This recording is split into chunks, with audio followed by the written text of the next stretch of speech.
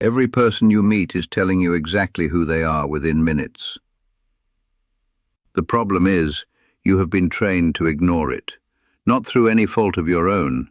You were taught, as all civilized people are taught, to give the benefit of the doubt, to wait, to gather more information before forming a conclusion, to believe that first impressions are hasty, that people are complicated, that understanding takes time. It sounds reasonable, it sounds mature, but it is wrong. Or at least, it misses something far more important than the advice itself suggests. Because while you have been waiting, watching, reserving judgment, the person in front of you has already shown you almost everything you need to know. Not deliberately, not consciously. They could not stop it if they tried. The signals were already there. The patterns were already forming. You simply were not taught to read them. That is what I want to walk you through today. Not tricks, not surface-level observations about posture or eye contact, but the deeper psychological architecture that makes people legible, if you know where to look. 12 truths, each one more revealing than the last. Let us begin. The first truth is this: your first impression is often more accurate than your second. People find this uncomfortable. It seems to contradict everything they believe about fairness, patience, and open-mindedness. Surely the first impression is the least informed. Surely it is distorted by bias, by mood, by circumstance. Surely the person you meet at their worst in a difficult moment is not truly who they are. But here is what decades of careful psychological observation have confirmed, and what I suspected long before the experiments were run. Human beings leak information constantly. Even in the first seconds of an encounter, behavioral signals emerge that reflect stable, enduring traits. The way someone enters a room, the speed at which they become comfortable, the way they treat a stranger before that stranger has proven useful to them.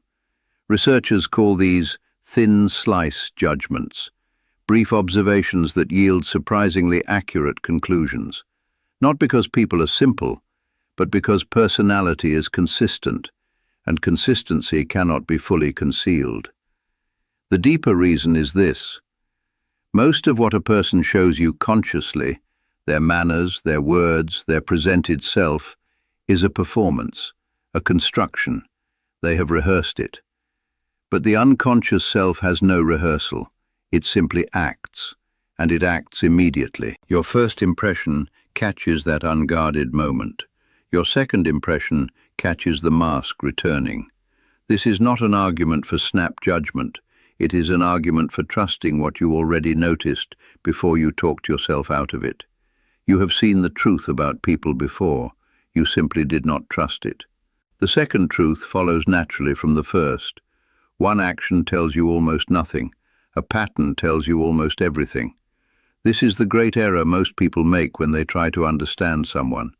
They focus on individual events. He was rude that one time, but he was stressed. She cancelled plans, but it was a difficult week. He lied, but it was a complicated situation. Each of these explanations may be accurate, and they are also irrelevant to the question you should actually be asking. Not, why did this happen once, but how often does this happen? Personality is not a series of isolated decisions. It is a repetition. It is the same response appearing across different situations, with different people, under different circumstances. The rude man is not rude because of stress. He is rude whenever the hierarchy permits it. The woman who cancels is not busy. She is avoidant. The man who lied was not in a complicated situation. He is someone for whom lying is a viable tool. A single action is noise. A pattern is truth. I called this repetition compulsion, the tendency of the unconscious mind to recreate familiar dynamics, familiar conflicts, familiar wounds. Not because people enjoy suffering, but because repetition is the language of the unconscious. It speaks not in words, but in recurrence. And if you learn to watch for recurrence, you will see it everywhere. The colleague who is always the victim of circumstance. The friend who always finds a reason to disappear when things become serious. The partner who always needs rescuing and then resents the rescue.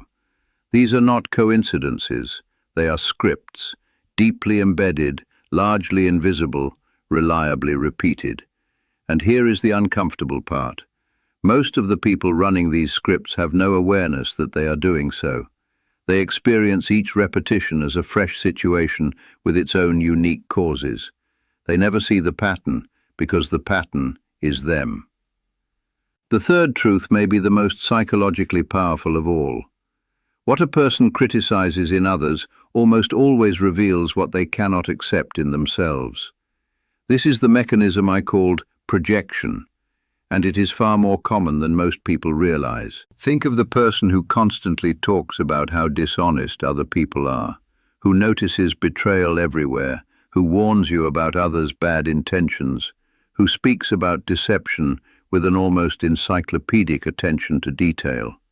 Ask yourself, why does this person know so much about deception? Or consider the person who loudly condemns vanity in others, who mocks people for caring about appearances, for seeking attention, for being self-absorbed, and yet who monitors how they are perceived, who checks how they land in every room, who is quietly, urgently concerned with status. Or the man who insists he has never cared about money, and yet tracks what others earn with remarkable precision. The woman who claims to have no interest in gossip, and yet knows everyone's private affairs. The person who preaches detachment, and whose behavior betrays constant attachment. The mind does this for a reason. It is difficult to acknowledge certain qualities in oneself, qualities that conflict with one's self-image, one's values, one's idea of who one is. So the mind relocates them. It sees them clearly, but out there in others where they can be examined, criticized, even condemned, without threatening the self. The cost is that the person never resolves what they have relocated. They carry it invisibly, forever discovering it in strangers. What someone mocks tells you what they fear. What they condemn reveals what they struggle to control in themselves. And what they are most passionate about exposing in others, that is very often the closest mirror to what they cannot face within. The fourth truth is this: emotional intensity is information. People generally understand that overreaction is a signal. What they underestimate is how precisely diagnostic that signal is. When someone reacts to a small slight with disproportionate anger, that anger does not belong to the present moment. It belongs to every previous moment that felt similar, every earlier wound that was never fully processed. The emotional register is too high for the current event. That excess is the signal. I observed this constantly in clinical practice. A patient who became furious when mildly criticized was not responding to the criticism. They were responding to a history of criticism. A patient who became terrified when someone pulled back emotionally was not responding to that person. They were responding to every abandonment that had come before. The present emotion is real, but its intensity is borrowed from the past.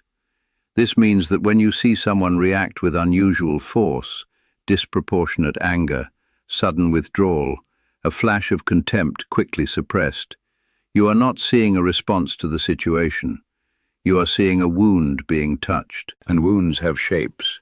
The wound of someone who was constantly undermined as a child looks different from the wound of someone who was never seen, never heard, never taken seriously.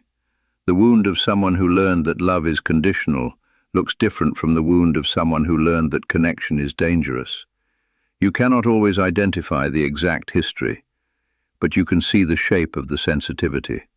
And once you see it, you understand something essential about that person, something they may not understand about themselves. Every overreaction has a history. What looks like a character flaw is usually an old injury with new occasions. The fifth truth: watch what they do when no reward is present.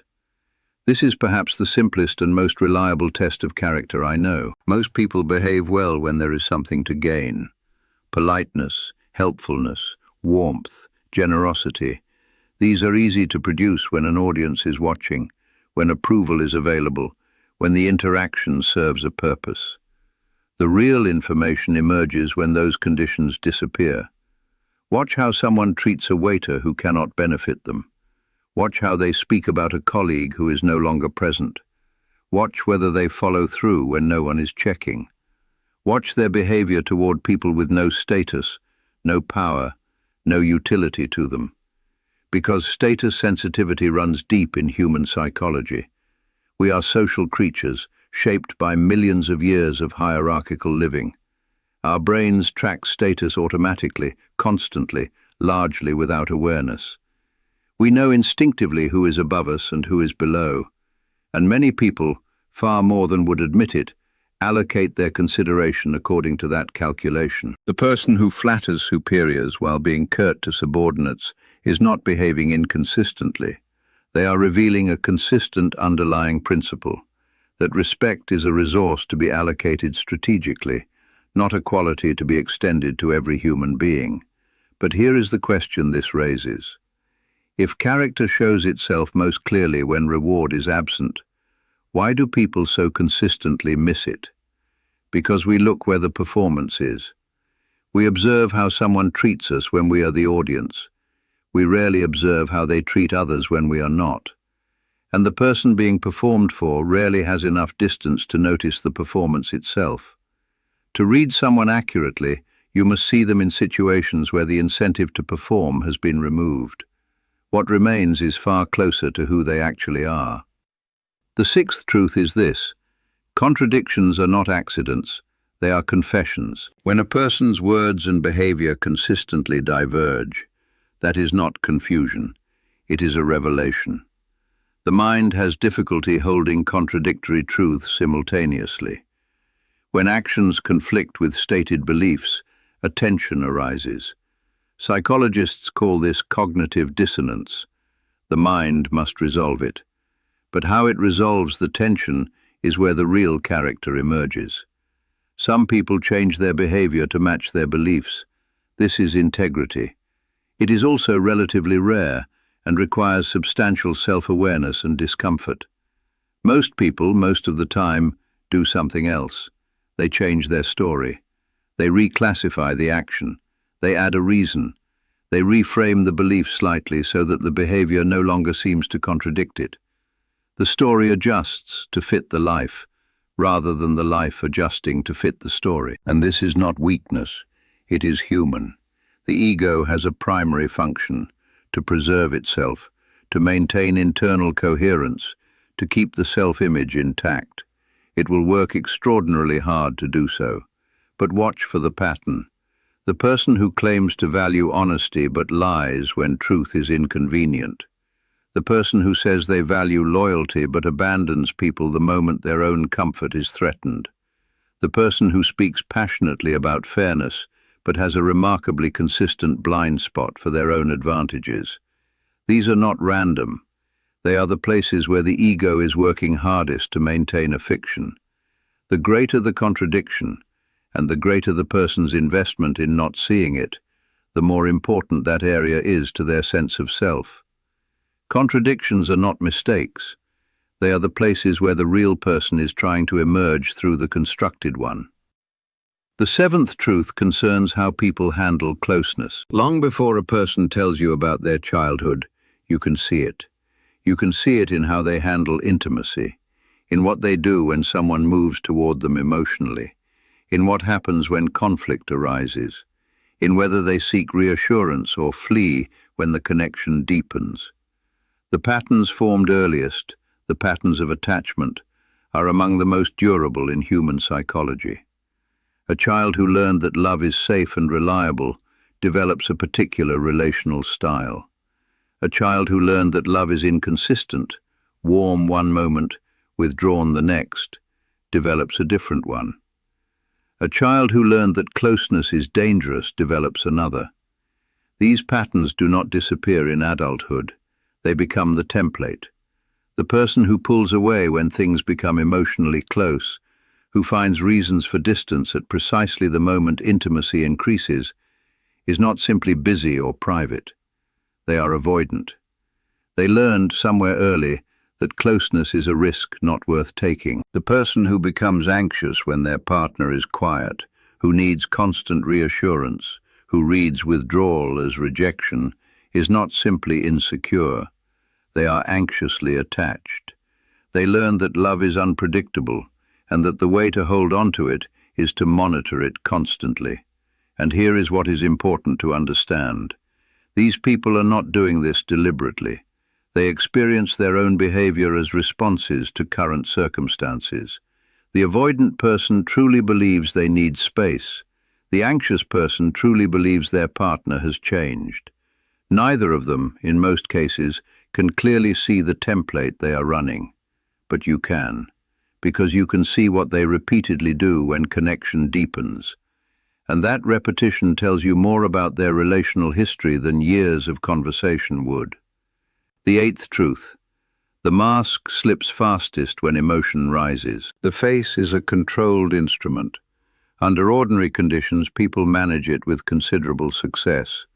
They produce the appropriate expressions at the appropriate moments. They regulate what shows. But emotion moves faster than control. There are expressions, brief, involuntary, occurring in fractions of a second, that precede the conscious management. A flash of contempt, a microsecond of disgust, a momentary tightening of the jaw when the name of a certain person is mentioned, a flicker of satisfaction at someone else's failure quickly rearranged into concern. These expressions escape before the mask returns. You have seen them. Most people have. A colleague's face when your promotion is announced, a friend's expression when you describe a success, the momentary reaction of a partner when a particular topic is raised, before they smooth it over and say the right thing. You noticed it, and then you doubted yourself. You told yourself you imagined it. You decided it was uncharitable to place weight on a fraction of a second. But I want to suggest to you that those fractions of a second may be among the most honest information you will ever receive about another person. The truth escapes before the mask returns. That is precisely its value. The deeper point is this. People do not present themselves, they defend themselves. What you usually see is not a revelation, it is a construction. The goal of the conscious social self is to manage how it is perceived. It rarely succeeds completely. And in the moments when it fails, those moments of leakage, you are seeing something real. The ninth truth. People show you their wounds before they show you their virtues. This sounds counterintuitive. Most people believe that they hide their vulnerabilities carefully and reveal their strengths first. But consider what actually happens in the earliest stages of knowing someone. What stories do they tell? Almost without exception, the stories people tell first are the stories that explain them. The injustice they suffered, the person who misunderstood them, the time they were underestimated, the way they were treated badly by someone who should have known better. These stories feel like information about the world. They are actually information about the self. They reveal what the person needs to be understood, what they need acknowledged, where the tender places are. The person who tells you quickly about how they were betrayed needs you to know that betrayal is a real danger, because they still carry the fear of it. The person who tells you how they were overlooked needs acknowledgement, because they are still seeking what they did not receive. The person who tells you how others consistently fail to appreciate their efforts is telling you what they require and warning you that they notice whether it is provided. Listen to the first stories. They are not small talk, they are maps. They show you with remarkable specificity where a person's deepest needs are located, and therefore where their deepest sensitivities live. Most people hear these stories and respond to their surface content. They express sympathy, or disagreement, or curiosity. But the deeper reading is not about what happened to the person. It is about what the person needs you to understand about them before anything else is established between you. The 10th truth concerns compensation. When you see someone perform a quality with unusual intensity, Ask yourself what the performance is compensating for. The person who brags relentlessly about success is not confident. Genuinely confident people have no need to announce their confidence. It is the person who privately doubts their own value who must repeatedly confirm it through an audience. The person who is aggressively certain, who cannot tolerate being wrong, who frames every disagreement as an attack, who must win every argument, is not intellectually secure. It is the person who fears that being wrong means being worthless, who cannot afford to lose a point. The person who constantly demonstrates how little they care about outcomes, about what people think, about things that matter to others, almost always cares enormously. Genuine indifference requires no demonstration. Only threatened indifference needs to be performed. This is the mechanism of compensation. The ego constructs, consciously or not, an outer layer that contradicts what lies beneath. Loudness compensates for the fear of being unheard. Aggression compensates for the fear of weakness. Excessive certainty compensates for doubt. Proclaimed indifference compensates for acute sensitivity. The size of the performance is roughly proportional to the size of what it is covering. This is not a reason to mock people who compensate. Almost all of us do in one domain or another. But it is a reason to understand that the most emphatic qualities people display, the ones that seem most clearly to define them, are often the ones least connected to who they actually are underneath. The 11th truth. Behavior in conflict tells you what all other behavior conceals. Most people are capable of civility, warmth, and reasonableness when life is running smoothly. The information in those conditions is limited. What you are observing is the best case version of a person, the version that emerges when comfort allows generosity. Conflict removes comfort.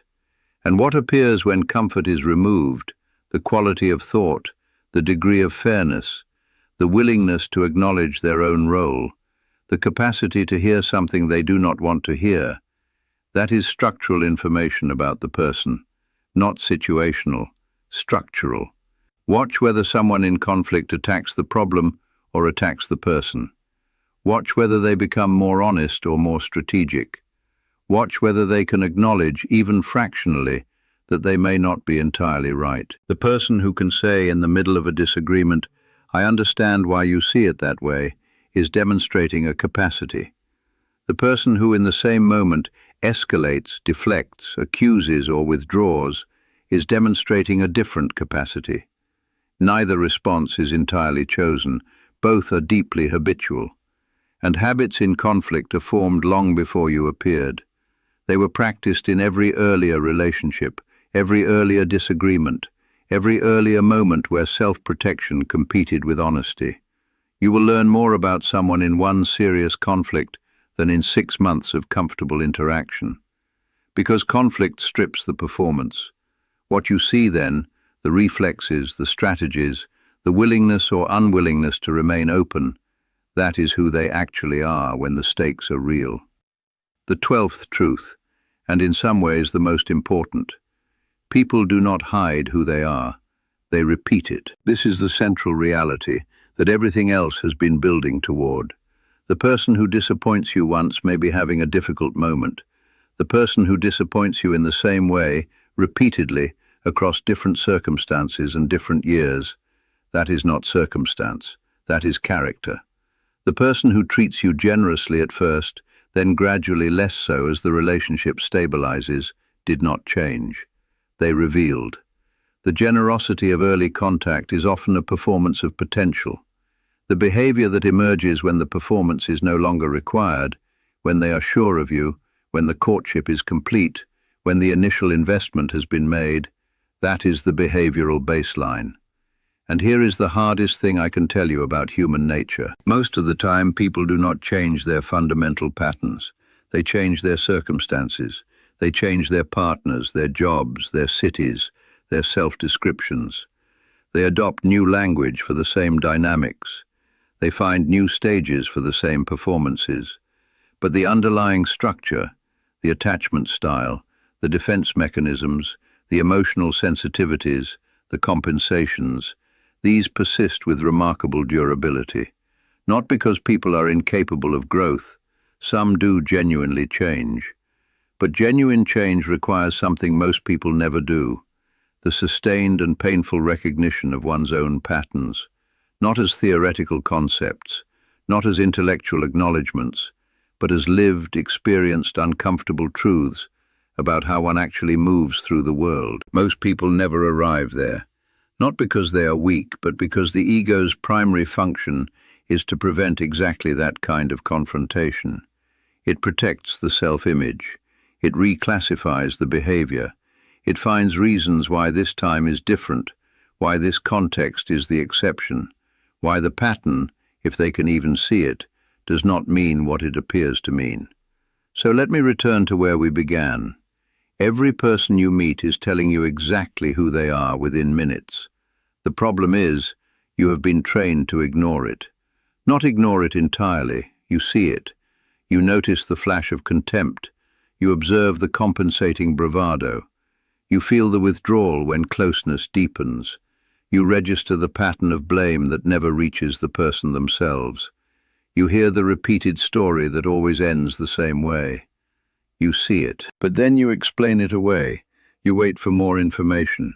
You give the benefit of the doubt you were taught was generosity, when sometimes it is simply the refusal to trust what you have already clearly seen. Reading someone is not magic. It is not the result of supernatural perception or clinical training. It is the willingness to observe behavior rather than words, patterns rather than incidents, intensity rather than content, repetition rather than exception. It requires something simpler and harder than any technique.